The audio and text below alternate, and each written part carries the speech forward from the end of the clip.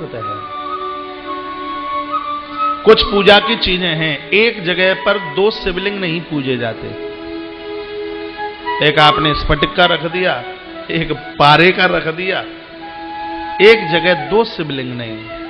तीन पूज सकते हैं, दो से अधिक पूज सकते हैं, एक जगह पर दो शिवलिंग नहीं। एक जगह पर तीन दुर्गा मूर्ति नहीं पूजी जाती, एक जगह पर दो गोमती चक्र नहीं पूजे जाते। सालग्राम भगवान की कभी प्राण प्रतिष्ठा नहीं होती। टूटे चावलों से भगवान को कभी पूजा नहीं जाता। पानी में टपकता हुआ फूल कभी देवी देवताओं को नहीं चढ़ाया जाता। कटा हुआ बेलपत्र भगवान को चढ़ाना बहुत अशुभ है, जिसको खंडित बिल्वपत्र बोलता है। रविवार को तुलसी तोड़ना अपराध है।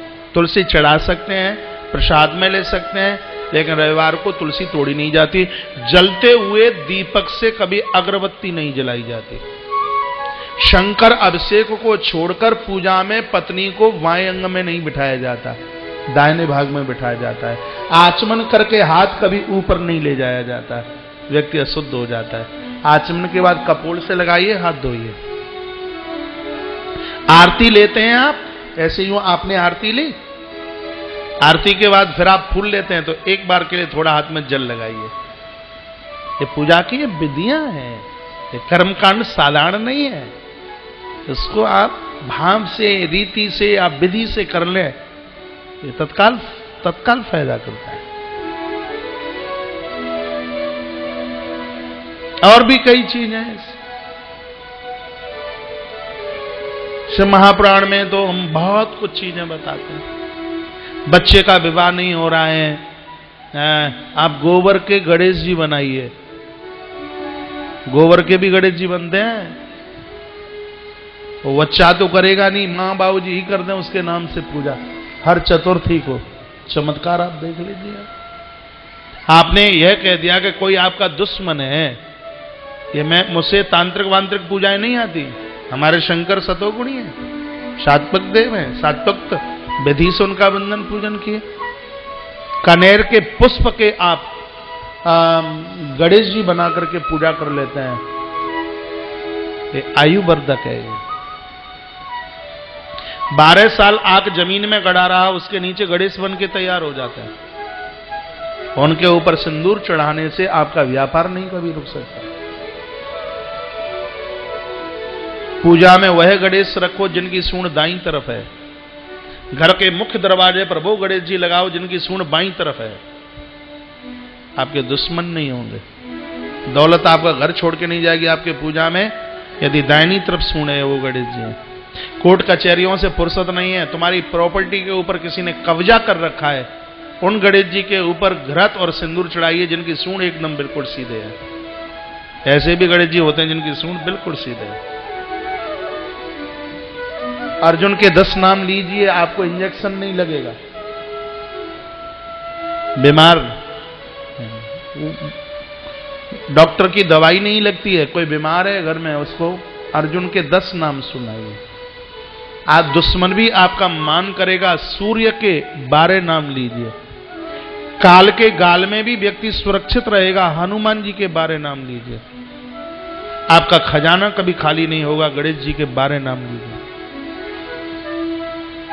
ये यों ही कोई लिख करके चला गया हो ऐसा नहीं है, इन सब का प्रभाव है अपने आप में, इनका शोध किया गया है। तो सुरभि नाम की गाय ने अपने दुग्ध से भगवान का अभिषेक किया है। भगवान ने गौ माता को बहुत बहुत वरदान दिए। इतना बड़ा काम किया भगवान कृष्ण ने, तो लोगों ने बड़ा विरोध किया। किसका? नंद बाबा का। इस बच्चे को तू कहीं से पकड़ के लेके आ गया, तेरा बेटा नहीं है।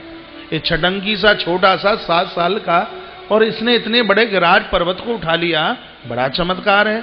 लगता है इसको तू कहीं से पकड़ के। और एक ने कहा, हम तो पहले ही कह रहे थे बाबा गोरा मैया गोरी, और ये कलुआ कहां से आया? हमने तो पहले ही कहा था। तो बड़ी बड़ी मंत्रणा होने लगी। तो नंद बाबा कहे, मैं सौगंध खाता हूं बेटा मेरा है।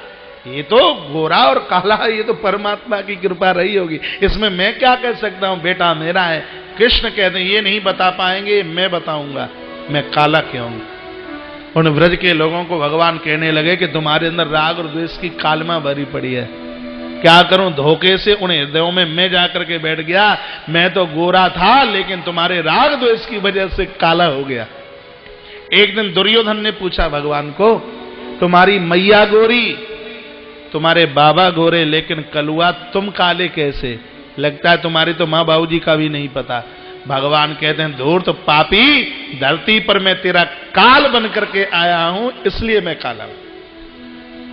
एक दिन मैया यशोदा ने भी पूछ लिया, कन्हैया सही बात है, देख सब लोग ये कहते हैं कि हे नंदरानी तुम गोरी, बाबा गोरे, लेकिन तो बेटा कालो का ही थे।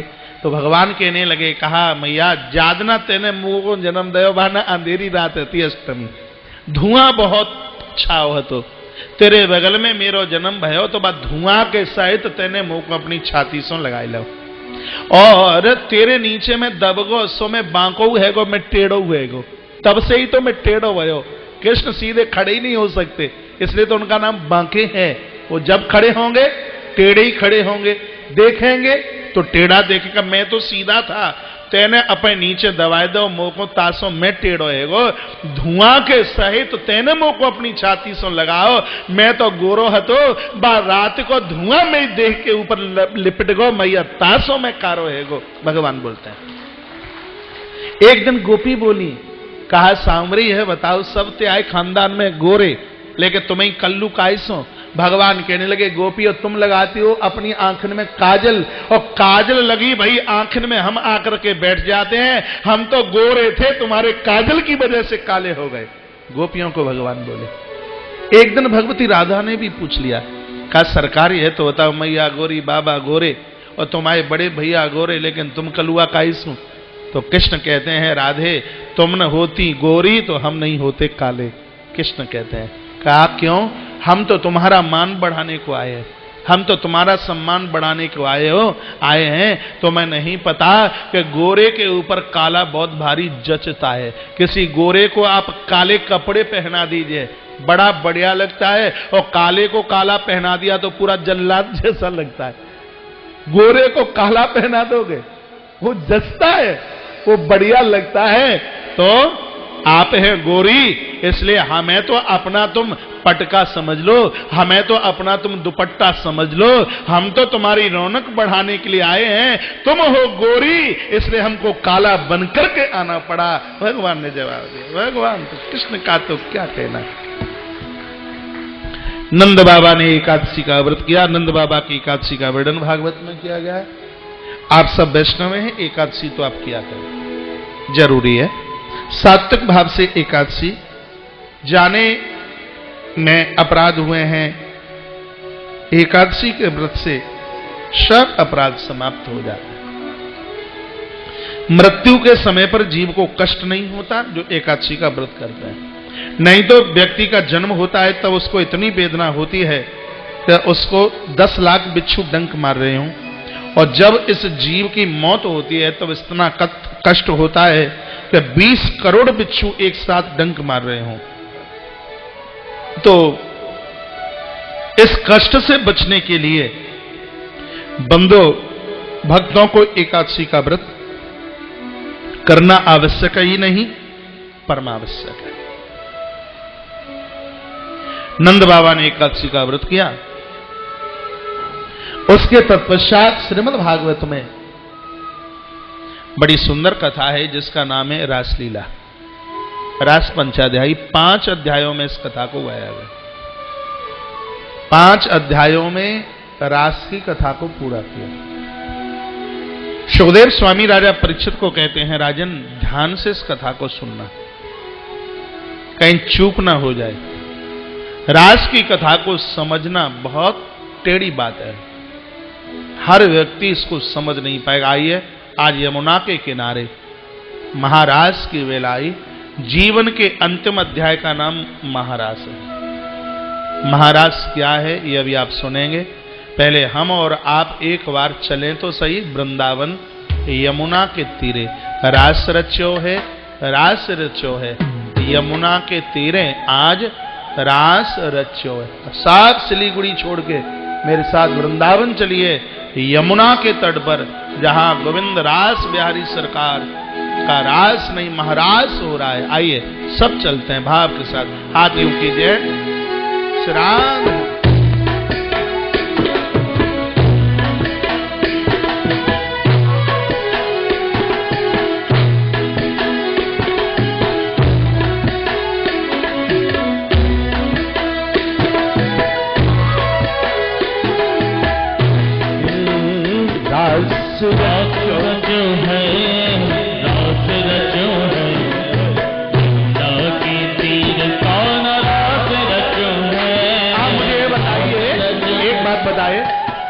कथा सुना रहा हूं आपको, तो ताली बजाने के लिए क्या मुझे कोई झारखंड से बुलाने पड़ेंगे? अब ताली क्यों नहीं बजाते? हर बार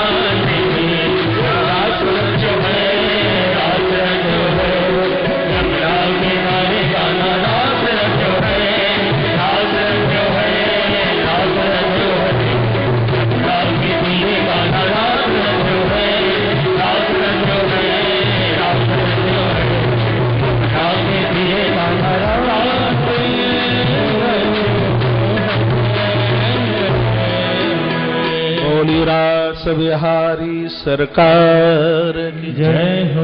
जय जय श्री राधे, जय जय जय जय श्री राधे श्याम।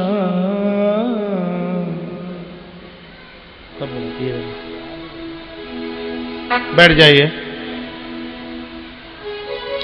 श्रीमद् भागवत में रास पंचाध्यायी की कथा का बड़ा सुंदर वर्णन किया। स्वर देते रहिए, बढ़िया स्वर।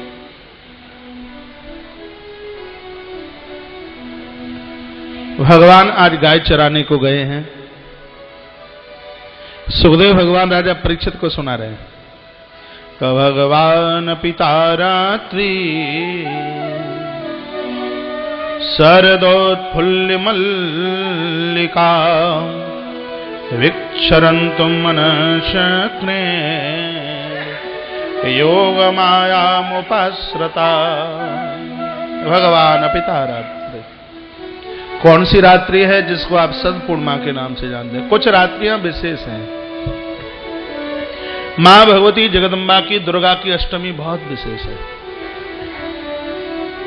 उस दिन तो सोना नहीं, जागरण कीजिए। दुर्गा की दुर्गाष्टमी की है रात्रि। कृष्ण की जन्माष्टमी बड़ी विशेष है। कृष्ण भक्तों को चाहिए कि वह पूरी रात जागरण करें। दिन में उपवास करते हैं और रात को 12 बजे रोटी खा लेते हैं। ठीक नहीं है। पूरी रात का व्रत हो। नवमी को भोजन कीजिए। रामनवमी का भी वो व्रत करते हैं, सुबह से दोपहर तक व्रत करते हैं, 12:30 बजे रोटी खा लेते हैं। नवरात्रा में भी व्रत करने वाले लोग अष्टमी को माता कढ़ाइयां चढ़ा देती हैं, व्रत खुल जाता है अष्टमी को। एक दिन बड़े नवरात्रा में शुभ है, एक दिन घटे वो ठीक नहीं है। आप माता रानी के यदि भगत हैं, बिल्कुल निश्चित रूप से यदि आप मानते हैं, तो कन्या भोजन आप, हाँ कोई आपका ऐसा कोई विशेष कोई ऐसा कोई संकल्प रहा है तो आप अष्टमी को भी कन्या को फलार करा दीजिए, आहार नहीं। भोजन नवमी को कराइए। मैंने देवी भागवत की कथा में भी मैं बड़ा इंटरेस्ट लेता हूं। भगवान की बड़ी कृपा है, हर पुराण की कथा का आनंद ले लेते हैं। तो उसमें यह मैंने पढ़ा है, चारों वर्णों की बेटियां अक्षय पूज्य हैं। ब्राह्मण की बेटी को आप भोजन कराते हैं, आपके विचार ठीक रहेंगे। आप क्षत्रिय की बिटिया को विवाह कर उसको आप भोजन करा देते हैं, क्षत्रिय की बेटी को, आपकी लंबी आयु होगी। आप वैश्य की बिटिया को आप भोजन करा देते हैं, आपका व्यापार नहीं रुकता। यहां तक कि कनिष्ठ वर्ण की बेटी भी अक्षय पूज्य है। बेटी तो चारों वर्णों की पूज्य है। कन्या तो बहुत बड़ी चीज है। कन्या,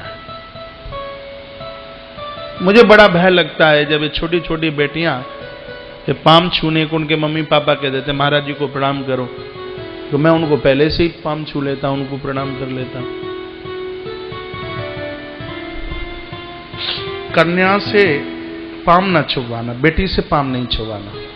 शादी के बाद भी बेटी से पाम न छुवाना, दामाद से भी पाम न छुवाना, वो भी पूज्य है। कहीं कहीं ऐसा रिवाज है, बेटी से और दामाद से सासू ससुर पांव छुवाते हैं। मैंने कहीं देखा है, एक आध जगह नहीं, 4-6 जगह देखा हुआ। आप कहोगे कि तो वो भी तो, दामाद भी तो हमारा बेटा ही हो गया। भले ही वो आपका बेटा है, तो आपके लिए अक्षय पूज्य है। बेटा है, ठीक है, अच्छी बात है, आप बेटा मानिए। लेकिन जब आपने मंडपम में बिटिया का कन्यादान किया था, उस समय आपने उसके पांव छुए, तो फिर कौन सा ग्रहण लग गया कि पांव छुवाने की कोशिश करते हैं? नहीं, हमारी भारतीय परंपरा में यह नहीं है। बेटियों से भूल करके भी पांव ना छू। इनके तो पांव बंधन करने की लायक है बेटी है। कन्या का मत समझिए, बेटी के यहां का भोजन नहीं किया जाता। बेटी के यहां का भोजन तो बहुत दूर की बात रही है, पानी भी नहीं पिया जाता। मेरे पास तो प्रमाण है, बिना प्रमाण के आज तक व्यास गद्दी से मैंने बोलने की कोशिश नहीं की। कथा करने को अकेली भागवत की पोथी लेके नहीं चलता, 2.5 कुंटल किताबें लेके चलता हूं। 2.5 कुंटल। मैं यहां से बोल दूं किसी ने प्रमाण मांगा तो क्या बोलूंगा? जिस कमरे में मैं रुका हूं भरा हुआ है किताबों से कमरा। मैं प्रमाण दे रहा हूं। माता जानकी का जब विवाह हुआ तो दहेज में हाथी घोड़े दिए गए। हाथी घोड़े अयोध्या आए, अवधेश नरेश के यहां से उनको घास फूस डाला गया, पानी पिलाया गया। पानी नहीं पिया उन हाथी घोड़ों ने, कुछ खाया नहीं। महाराज अवधेश ने सूचना मिथिला नरेश के पास तक भेजी कि आपने बिटिया के विवाह में ये हाथी घोड़े दिए, ये तो कुछ खाते पीते ही नहीं। शब्द सुनते ही महाराज जनक रो पड़े। मेरे यहां का पशु भी कितना होशियार है। मैंने जो अश्व और मैंने जो गज दिए हैं, हाथी घोड़े दिए हैं, वो सोचते हैं कि जानकी हमारी बेटी है, और बिटिया के यहां का तो पानी पीना भी गुनाह है। ग्रंथ में लिखा है कि जब तक वह हाथी घोड़े जीवित रहे तब तक उनकी अन्न पानी की व्यवस्था महाराज जनक ने अपनी मिथिला से की। उन्होंने अयोध्या का नहीं कुछ खाया पिया। तो धिक्कारता तो इंसान के लिए। कभी कभी देखा जाता है कि रोटी पानी का परहेज बेटी के यहाँ का कर लेते हैं, लेकिन बेटी की दौलत खाने में लोग हिचकिचाते नहीं है, उसका पैसा खाने में हिचकिचाते नहीं। बेटी के यहाँ का ना खाना। कभी कभी सोच रहे भोजन कर लो, कुछ भी नहीं होता, बाद में 150 रुपया दे देंगे। आज ही तो मैं चर्चा कर रहा था, क्या बेटी का घर आप होटल समझते हैं? बिटिया का घर होटल है क्या जो 100 रुपया दे करके चुकता हो जाएगा? बेटी के यहां का भोजन करने के बाद जब तक 26 एकादशी का व्रत आप नहीं कर लेते तब तक प्रायश्चित नहीं होता। 26 एकादशी बेटी के यहां का भोजन करके। कन्या तो सर्वोच्च है, कन्या बेटी सर्वोच्च। बेटी को आदर दो, मान दो। बेटी का यहां का जीमा नहीं जाता, खाया नहीं जाता।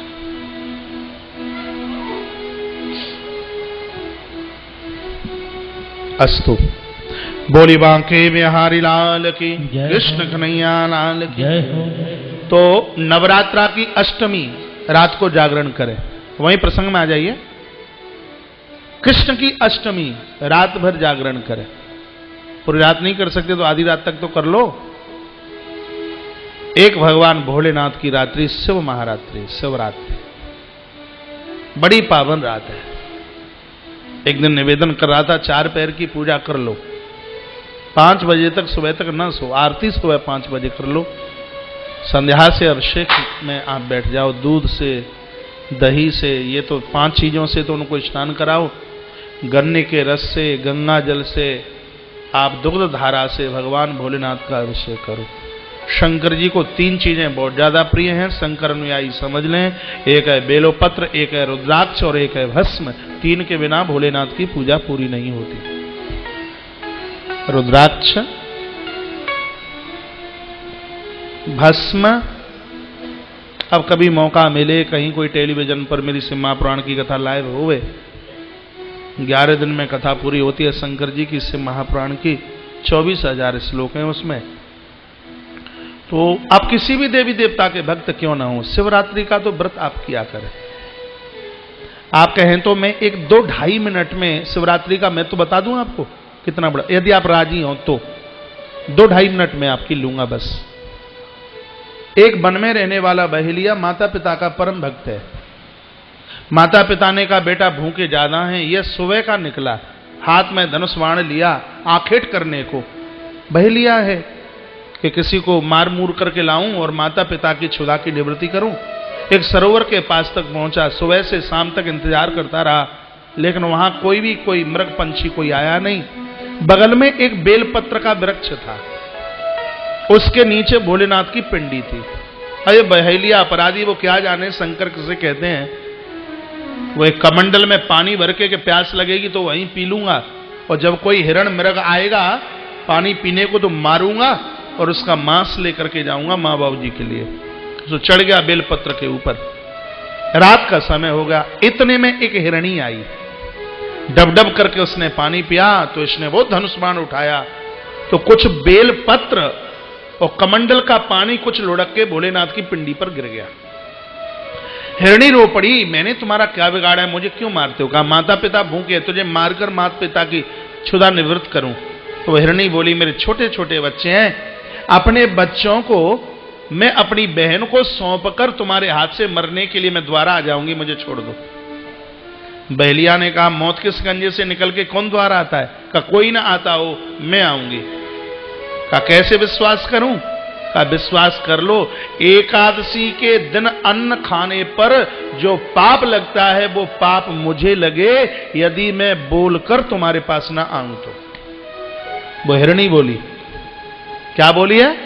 एकादशी को अन्न खाने पर जो पाप लगता है वो पाप मुझे लगे, यदि मैं बोल करके ना आऊं तो। बैलिया ने छोड़ दिया, वो चली गई। उसको खोजती हुई उसकी बहन आ गई, दूसरी हिरणी वहां, उसको मारने को तैयार हुआ।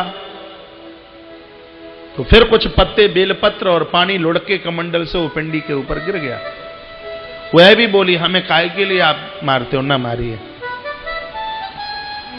मेरे छोटे छोटे बच्चे हैं, बहन को खोजने को आई, बच्चों को सौंप कर मैं आ जाऊंगी। अब विश्वास कैसे करूं? तो क्या कहती है कि अपने पति को छोड़कर जो नारी गैर पुरुषों के साथ संबंध जोड़ती है, उसको जो पाप लगता है वो पाप मुझे लगे, यदि मैं बोल करके ना आऊं तो। उसको छोड़ दिया, चली गई हिरणी। तत्पश्चात दोनों को खोजता खोजता वो मृग, उसका पति आया, वहीं पहुंचा। बहलिया उसको मारने को तैयार हुआ, तो कुछ बेलपत्र और पानी फिर तीसरी बार लुढ़क के पिंडी के ऊपर गिरा। इसको कुछ भी नहीं पता है कि क्या हो रहा है। हिरण रो पड़ा, मुझे ना मारिए, पत्नियों को खोज रहा हूं, मेरी 2 पत्नी है, छोटे छोटे बच्चे हैं, वो बच्चे सौंप करके मैं आ जाऊंगा। कहा विश्वास कैसे करूं?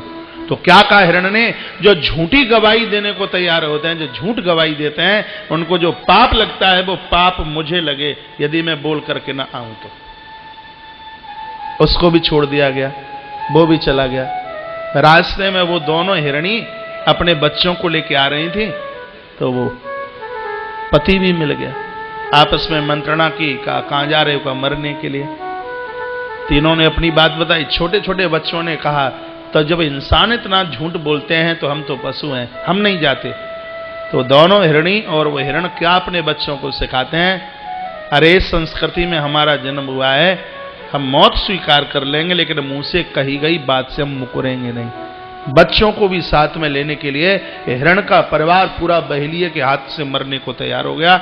महाराज चला है, पहुंचे उसी सरोवर के किनारे, और मारने को जैसे इसने धनुष बाण उठाया, तो चौथी बार पुनः कुछ बेल पत्र टूटकर, और अब के तो पूरा का पूरा कमंडल ही भोलेनाथ के ऊपर लुढ़क गया। पिंडी फाड़ कर भगवान शंकर प्रकट हो गए। महाराज हाथ में त्रिशूल, का बेटा नीचे उतर के आ गया। अबे थर थर कांपे कि मुझे क्या पता था कि पत्थर में बैठा है बाबा। चरणों में आके गिर पड़ा, कहा बाबा माफ कर दो, मुझे नहीं पता था कि आप इसके अंदर बैठे हैं। भगवान भोलेनाथ ने कहा, देखो आज शिवरात्रि है, आज शिव महारात्रि को सुबह से लेके अभी तक तुमने कुछ खाया नहीं, 4 पहर की तुमने मेरी पूजा की, 4 बार जल और 4 बार बेलपत्र तुमने मेरे ऊपर चढ़ाया। मैं इतना खुश हूं कि तुम मांग लो, तुम्हें क्या चाहिए। जो शिवरात्रि का व्रत करते हैं, मेरी पूजा करते हैं, वो तो कार्तिकेय और गणेश की तरह मेरे लिए अतिशय प्रिय होते हैं, ये भगवान शंकर बोले। तो बहलिया ने कहा, मैं तो धोखे से, मैंने कोई व्रत नहीं किया, मैं तो धोखे से इंतजार में था, माँ बाबूजी के लिए मैं कुछ मृगाखेट करने को बैठा हुआ था, ये तो सब धोखे से हुआ। शंकर जी ने कहा, अग्नि के ऊपर चाहे जान के पाम रखो चाहे अनजान करके रखो, अग्नि तो जला करके ही रहती है, इसलिए मांग लो तुम्हें क्या चाहिए। बहलिये ने चरण पकड़ लिए, कहा बाबा मैं काय के लायक हूं मुझे नहीं पता। भगवान शंकर जी ने कहा, आने वाले त्रेता में तुम श्रृंगवेरपुर के निषाद राज गुहु बनोगे, स्वयं परमात्मा राम तुम्हारे यहां आकर तुम्हें कृतार्थ करेंगे, स्नात करेंगे। ये हमारा दिया हुआ वरदान तुम्हारे लिए। ये रहा महात्म्य शिवरात्रि का। कितना बड़ा महत्व है शिवरात्रि का, इसलिए शिवरात्रि को रोटी ना खाना। आप जिस देवता के चरणों में पहुंचना चाहते हैं भोले बाबा आपको वहीं पहुंचा देंगे।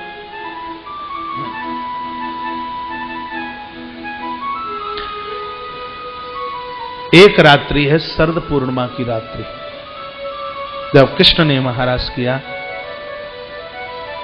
घर में कोई रोगी है, दवाई लगती नहीं, खीर बनाई है, छत पर रखी है, उसमें चंद्रमा के द्वारा अमृत बूंदें टपकती हैं।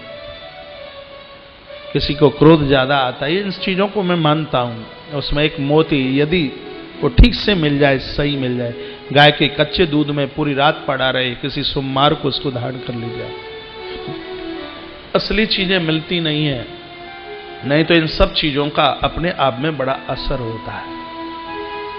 ये खीर अमृत है। शरद पूर्णिमा की रात्रि को रास पंचाध्यायी के 5 अध्यायों का आप पाठ कीजिए। 5 नहीं आप कर सकते तो गोपी गीत का पाठ आप जरूर कीजिए।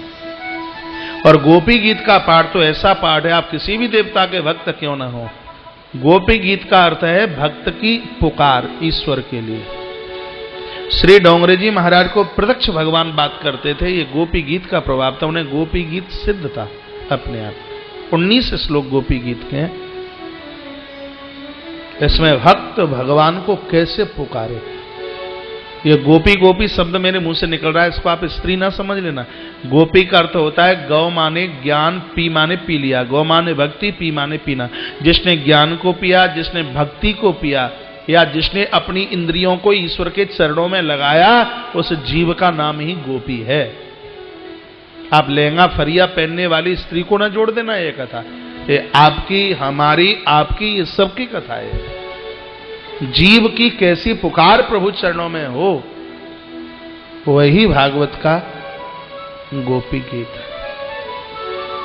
रास की कथा सुनकर लोग भगवान को उंगलियां उठाते हैं। कृष्ण को समझने के लिए कृष्ण को पहले पढ़ना पड़ेगा। कृष्ण को साधारण ग्वाला ना समझ लेना, अन्याय हो जाएगा।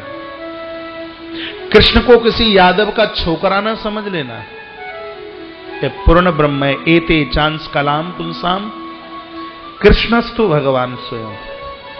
कृष्ण को परमात्मा बनाया। ये टीका भोलेनाथ की असम महापुराण में कथा दी है।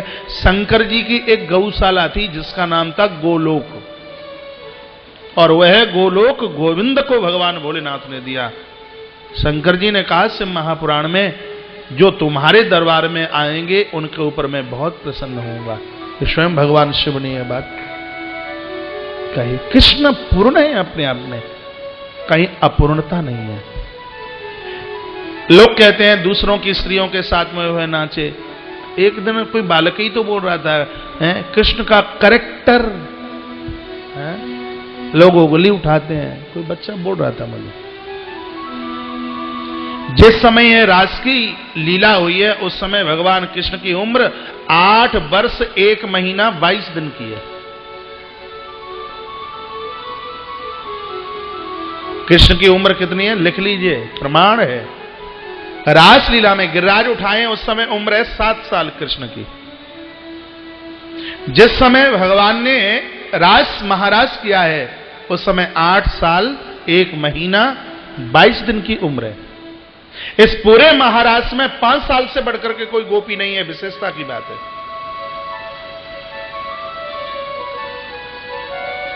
आप इस महाराज की कथा को क्या समझते हैं? 5 अध्याय क्या है? ये मेरे और आपके 5 प्राण परमात्मा के चरणों में रमण करें, बस इसी का नाम महाराज है। 5 प्राण ईश्वर को समर्पित हो जाएं, यह महाराज है। जिंदगी का अंतिम अध्याय है महाराज। हम और आप जितना भी सत्कर्म करते हैं वो इसलिए करते हैं कि हमारे प्राण ईश्वर का चिंतन करें, लास्ट में ईश्वर के चरणों में ये समर्पित हो जाएं। यही तो महाराज है। आश्चर्य की बात यह है कि किसी भी गोपी ने भगवान को छुआ नहीं है। गोपी योगिनी है। दंडकारण्य बन के त्रेता के जितने बाबा जी थे वो सब भगवान के महाराज में स्त्री बनकर ठाकुर जी ने उनको प्रकट किया। राम जी को उन्होंने कहा, बाबा जियों ने हमें स्त्री बनाओ, आपकी सेवा करना चाहते हैं। राम जी ने कहा, द्वापर में बुलाऊंगा मैं आपको अपने महाराज में, जिस समय कामदेव की गर्दन पकड़ूंगा, उसको मूर्छित करूंगा, उस समय मैं सबका आपका आह्वान करूंगा। वही महात्मा यहां स्त्री बनकर यहां आके प्रकट हुए। यदि ये संसार की विकारों की लीला होती तो यहां लिखा है कि गोपियां जिस काम में लगी हुई थी, बैणु सुनती हुई, बांसुरी सुनती हुई और वैसे के वैसे ही दौड़ पड़ी हैं। यदि विकारों के हिसाब से जाती तो लीपापोती करती, श्रृंगार करती, चोटी चुटीला करती, लेकिन कहीं यह वर्णन नहीं है। कोई गोपी भोजन बना रही थी तो लकड़ी जलती हुई छोड़ करके तावे के ऊपर ही रोटी पड़ी है, गोविंद को मिलने को चल पड़ी है। द्वयंतो भी यू काशिद हित्वा दो हम समझ चुका है। कोई गोपी गाय का दूध निकालती है तो दुहने वाला पात्र ही छोड़ा, भगवान को मिलने को चल पड़ी। कोई गोपी पति को भोजन करा रही है, पति ने मांगा रामरस नमक और डाल दी चीनी, भगवान को मिलने को चल पड़ी। कोई गोपी आंख में काजल लगाती है तो एक में लगाया है, दूसरी में लगाया ही नहीं, प्रभु को मिलने को चल पड़ी। कोई गोपी वस्त्र चयन कर रही थी, इतनी पगली हो गई कि ऊपर का कपड़ा नीचे पहन लिया और नीचे का ऊपर पहन लिया, भगवान को मिलने को ही चल पड़ी। महाराज, गोपी कृष्ण को समझना साधारण बात नहीं है। मैं तो परमात्मा को कहता हूं कि हे परमात्मा, एक दिन दुनिया तेरा ये बंसी बट बने, हम सब लोग तेरे गोपी बने, तो हमारे लिए कृष्ण बन करके प्रकट हो जावे, हमारे पंच प्राण तेरे चरणों में समर्पित हो जावे, तो महाराज का हमें आनंद मिल जाएगा। यदि ये संसार की वासना ग्रसित लीला होती तो इस लीला में भोलेनाथ नहीं आते। इस लीला में स्वयं शंकर पधारे हैं। इस लीला में नारद बाबा भृगु जी महाराज पधारे हैं। वेद व्यास और मुनि सुखदेव भी आत्मरूप से इस महान रास में बैठे हुए हैं। बेकारी व्यक्ति दरवाजे बंद करके अपराध करता है, लेकिन ये तो बादलों के नीचे महारास हो रहा है। उसको सब देवताओं ने देखा, ब्रह्मा ने भी देखा। इस बूढ़े ब्रह्मा के मन में खोट आया, इसने भगवान को कुछ अपने मन में कुछ कहा, तो भगवान ने क्या लीला दिखाई है। जितनी गोपियां थीं उस महारास में 7 करोड़ 108 गोपियों का वर्णन किया है महारास में। 7 करोड़ 108 भगवान श्री कृष्ण ने 7 करोड़ 108 गोपियों को कृष्ण बना दिया। महाराज वहां जितने थे वो सब कृष्ण ही कृष्ण है। वेदाता ब्रह्मा उतर के आए, दोनों कान पकड़े, लंबी बैठक लगाई, कहा गोविंद माफ कर दो, हम तुम्हें पहचान नहीं पाए। पहले अघासुर लीला में हमने गलती की, गाय बछड़े चुरा लिए, फिर भी सुधार नहीं आया, द्वारा से हमने गलती कर दी, आप हमें माफ कर दो, क्षमा कर दो। वेदाता ब्रह्मा ने महारास में भगवान से माफी मांगी। कृष्ण तो परम योगी हैं। गीता जी के 18वें अध्याय में व्यास कहते हैं लास्ट वाले श्लोक में, यत्र योगेश्वरः कृष्णो, कृष्ण से बड़ा योगी कौन होगा। योगी राज है। लोग कहते हैं 16,108 विवाह किए तो भी योगी राज है। कल की कथा में आप सुनोगे कि 16,108 विवाह क्या थे। वो हाड़ मांस की चाम की स्त्रियां नहीं थी, वो स्वयं वेद की ऋचाएं ही स्त्री बनकर गोविंद की सेवा में चल करके आई है। कृष्ण को आप साधारण पुरुष ना समझना। कृष्ण की मृत्यु नहीं हुई है, राम की मौत नहीं हुई, ये जन्म नहीं है तो भक्तों के लिए प्रकट होते हैं। भाई प्रकट कृपाला दीन दयाला, आप मुझे बताइए कि कृष्ण का कहां अंतिम संस्कार हुआ। आप बता दें तो तुम हमारे गुरु, हम तुम्हारे चेला।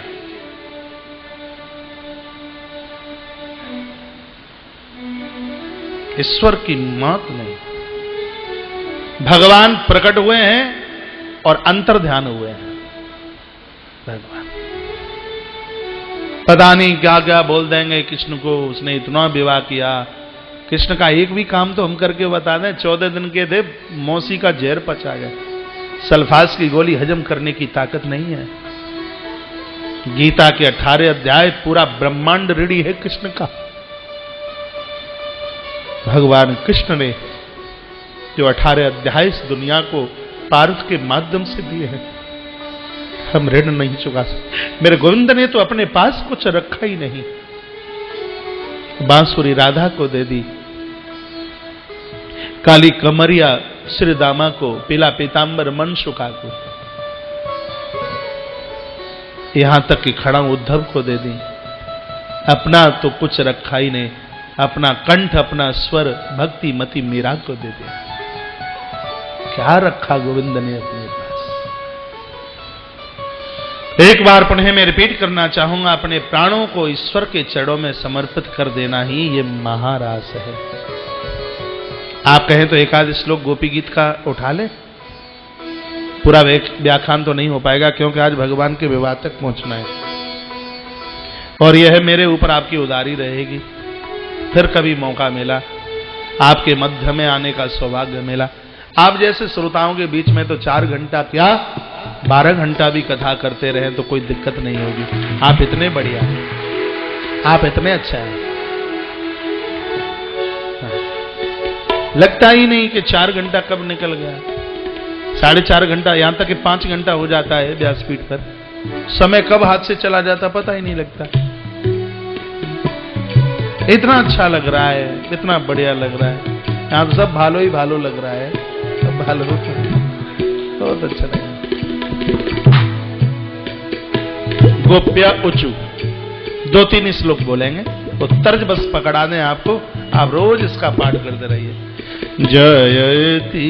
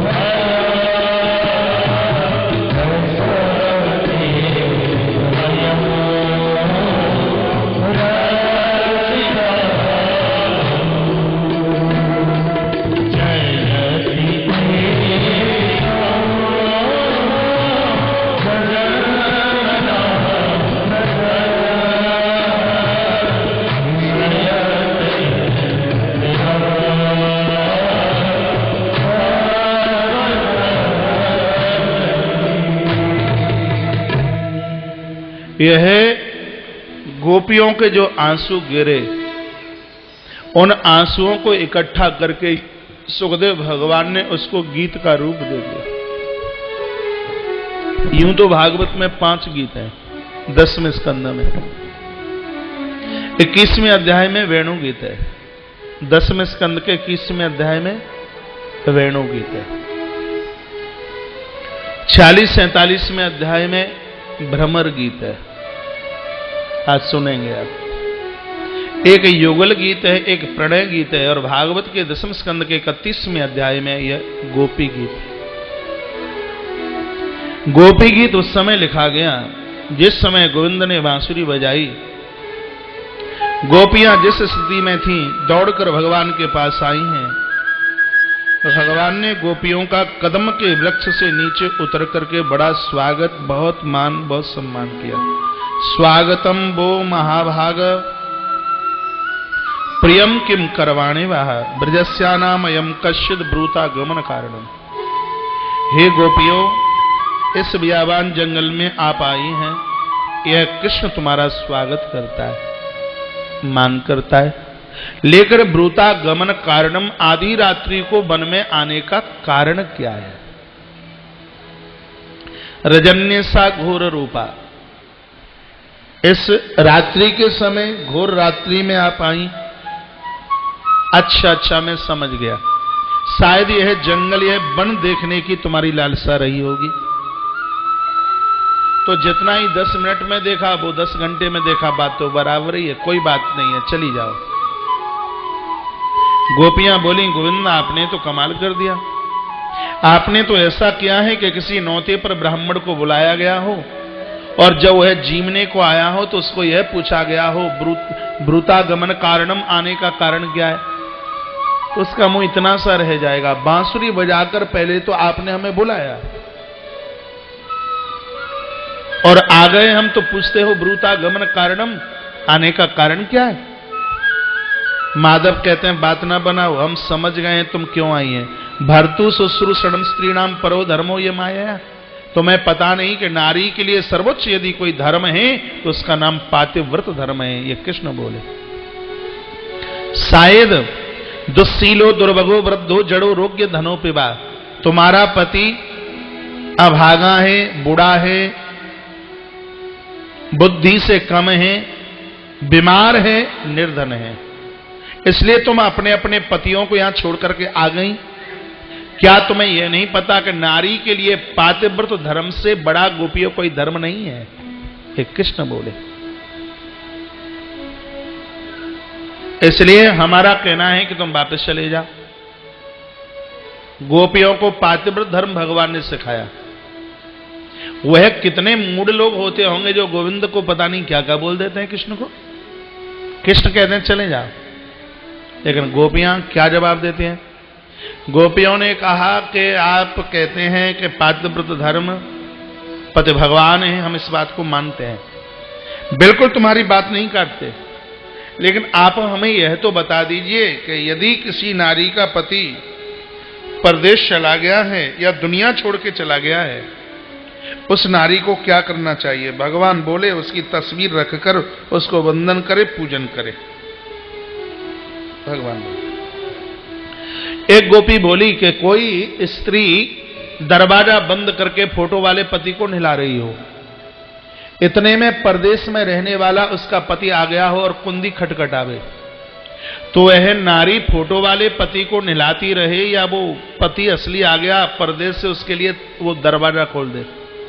भगवान बोले जब असली पति आ ही गया है तो फिर तो फोटो वाले पति को एक तरफा रख करके फिर वह उसके लिए कुंडी, उसके लिए दरवाजा खोल दे। गोपियां बोली वैसे तो हम चले भी जाते, लेकिन अब हम जाने वाले नहीं हैं, क्योंकि दुनिया के जितने भी पति हैं वो सब फोटो वाले पति हैं, असली तो परमात्मा आप हैं। जिंदगी की देहली पर आप चल करके आ गए हो, मारो चाहे दुदकारो, आपके चरणों को छोड़कर हम जाने वाली नहीं। एक गोपी बोली किसी कच्छ में पति की फोटो लटक रही हो और कमरे में लग जाए आग, गोविंद यह बताओ कि वह फोटो वाला पति आग लगने से कमरे को बचा लेगा क्या? कृष्ण बोले कमरा तो छोड़ो, अपने आप को भी नहीं बचा पाएगा। गोपी बोली संसार के पतियों में भोग और विषयों की आग लगी है, हे गोपाल विषयास्तव पाद मूलम, हम संसार के समूचे विषयों को छोड़ करके आपके दरबार में चल करके आए हैं, चाहे आप डांटिए चाहे फटकारिए, आपके दरबार को हम छोड़ करके जाने वाली नहीं है। गोपियां ये भगवान बार बार गोपियों को कहते हैं चले जाइए चले जाइए चले जाइए, इसका मायना क्या है? इसका मतलब यह है कि जब जीवात्मा परमात्मा के दरवाजे पर जाता है तो भगवान इसको बड़ा ठोक ठोक के टटोल टटोल कर बजा बजा करके देखता है, बड़ा दुख देगा, परेशानी देगा, दुनिया भर का अपमान दे देगा, कष्ट देगा बहुत भारी। ये क्या है? ये भगवान की परीक्षा है। भगवान भक्त की परीक्षा लेता है। हाँ, ये संसार विश्वविद्यालय, हम और आप सब स्टूडेंट जीवन जी रहे हैं सब।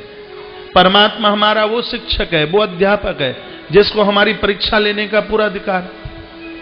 भगवान उसको टटोल टटोल कर बजा बजा करके देखते हैं कि कहीं इसका मन संसार में तो नहीं अभी फंसा है। ठाकुर जी गोपियों को कहते हैं चले जाओ, इसका मतलब भगवान टटोल रहे हैं। इनका मन, इनका चिंतन अभी कहीं संसार में तो नहीं है।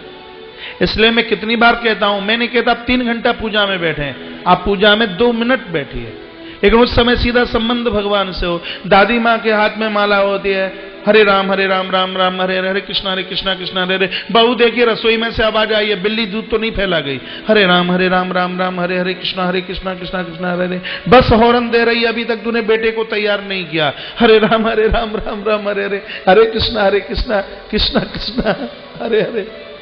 माला घुमाते समय बीच में बोल दिया जाए तो माला ही पूरी खंडित हो जाती है। कौन कहता है 3 घंटा जब करें? आप 10 मिनट करिए ना, 5 मिनट करिए, और ऐसे समय कीजिए आपको कोई डिस्टर्ब ही ना करे, अकेले में कीजिए कुछ। जप 2 प्रकार का होता है, एक को सुमिरन कहते हैं और एक को जप कहते हैं। जब आप जप करते हैं उसमें हाथ में माला होती है और आसन भी होता है।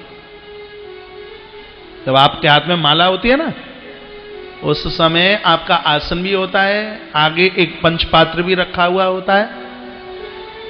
जप के समय में एक सुमिरन होता है, उसमें ना आसन की जरूरत होती है ना माला की जरूरत होती है। चलते फिरते रेल के डिब्बे में है तो भी होठ आपके चल रहे हैं, आप पैदल चल रहे हैं, आप दुकान पर बैठे हैं तो भी उसमें आपका होठ चलता रहता है, उसको सुमिरन कहते हैं। हर क्षण हर पल भगवान का स्मरण, यह भी नवदा भक्ति में से एक भक्ति है। अब जितनी देर बैठे हैं, आप आसन लगा के बैठ रहे हैं, अब माला लेकर के बैठे उस समय तो आपकी एकाग्रचित्तता हो बिल्कुल। भगवान टटोल के देख रहे हैं, इसका इन गोपियों का मन अभी कहीं संसार में तो नहीं रमण कर रहा है, इसलिए कहा गोपियों धर्म बिगड़ जाएगा, चली जाओ। गोपियों ने कहा धर्म क्या होता है? गोपियों ने कोई मदरसा स्कूल क्लास नहीं देखी, लेकिन बोलती बड़ी प्यारा है। क्या धर्म क्या होता है? भगवान ने कहा जो धारण करने के योग्य है उसे धर्म कहते हैं। धम धारेति धर्म, जो धारण करने के लायक है। इसके करने से होता क्या है? भगवान बोले कि धर्म धारण करने से पाप जलते हैं। गोपियों ने पूछा पाप जलने से क्या होता है? कृष्ण बोले जिनके पाप जल जाते हैं उनका हृदय निर्मल हो जाता है, पवित्र हृदय हो जाता है। गोपियों ने पूछा हृदय पवित्र होने से क्या होता है? भगवान कहते हैं जिनका हृदय पवित्र निर्मल हो जाता है उनको मैं मिल जाता हूं, उनके हृदय में मैं आके बैठ जाता हूं। गोपियां कहती हैं वैसे हम चले भी जाते, अब नहीं जाएंगे। क्यों? क्योंकि हम पापी हैं ही नहीं। यदि हम पापी होते तो इस समय आपकी आंखों के सामने ही हम नहीं होते, आपके चरणों में नहीं होते। यह इस बात का प्रमाण है कि हमने कोई पाप ही नहीं किया। मारिए चाहे दुत्कारिए, हम जाने वाले नहीं हैं। भगवान ने गोपियों